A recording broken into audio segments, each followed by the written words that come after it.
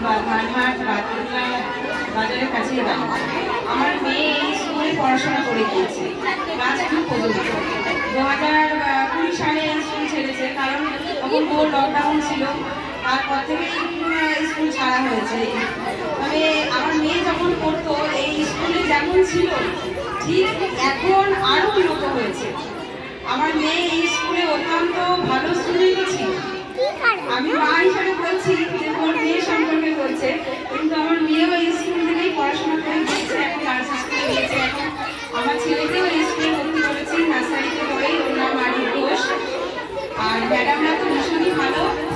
আর পড়াশোনা আমার একটা জিনিস এখানেই যেটা ভালো লাগে, বাচ্চাদের যত যে বয়সে যেটুকুনি নিতে পারবে ওরা ঠিক সেইভাবেই পড়াশোনা করায়, এইটাই আমার ভালো লাগে।